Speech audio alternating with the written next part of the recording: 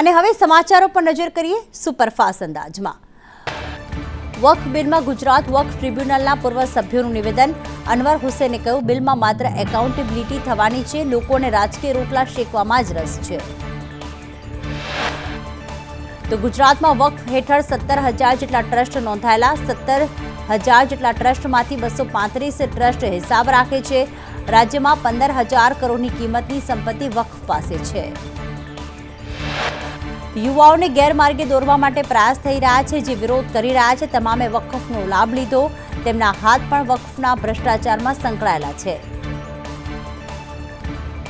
તો રામનવમીને લઈને અયોધ્યા નગરી દુલ્હનની જેમ શણગારાઈ। રામનવમીએ રામલલાના કપાટ પર સૂર્ય તિલક થશે। ભક્તોનું ઘોડાપુર ઉમટી પડ્યું।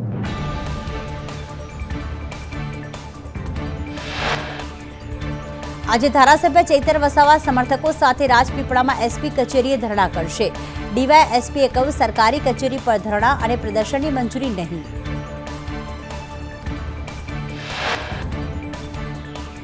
અમદાવાદના વસ્ત્રાલમાં મોડી રાત્રે આગ। ઘરવખરીનો સામાન વેચતા બજારમાં આગ। પ્લાસ્ટિકના જથ્થાબંધ સ્ટોકમાં લાગેલી આગ પર કાબુ મેળવાયો।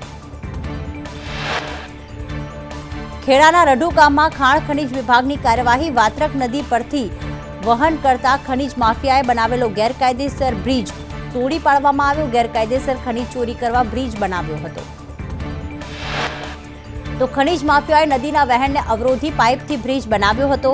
ખેડા મામલતદાર જે.કે. ખસિયાએ કહ્યું, એસડીએમની સ્થળ વિઝિટ માટે સૂચના હતી। ગેરકાયદેસર પુલ કોણે બનાવ્યો તે અંગે માહિતી નથી મળી। કલેક્ટરે ગેરકાયદે બ્રિજ તોડવા આદેશ કર્યો। ખનીજ માફિયાઓ સામે કડક કાર્યવાહી થશે। ગામના સરપંચે કહ્યું, ખનીજ માફિયા સામે કડક પગલાં લેવા જોઈએ। તાલુકા સ્વાગત કાર્યક્રમમાં અરજી કરી હતી। તો સુરેન્દ્રનગરમાં 17 સામે આર્મ એક્ટનો ગુનો નોંધાયો। નાગાલેન્ડ મણિપુરથી હથિયાર લવાયા હતા। 17 જેટલા શખ્સો સામે ગુનો દાખલ કરવામાં આવ્યો। તો અમદાવાદ શહેર પોલીસ કમિશનર દ્વારા પોલીસ કમિશનર કચેરીમાં કેન્ટીનનું ઉદ્ઘાટન કરવામાં આવ્યું। Police commissioner G.S. મલિકે કેન્ટીનનું ઉદ્ઘાટન કર્યું। ડાંગમાં કમોસમી વરસાદ વરસ્યો। ચિંચલી પૂર્વ પટ્ટીમાં ધોધમાર વરસાદ। વરસાદના કારણે વાતાવરણમાં ઠંડક પ્રસરી। અમદાવાદના અસલાલીમાં ફટાકડાની દુકાનમાં તપાસ કરવામાં આવી। ધારાધોરણો મંજૂરી મુજબ જથ્થો છે કે કેમ તેની તપાસ કરાઈ। મંજૂરી વગર જથ્થો રાખનાર સામે કાર્યવાહી કરાશે।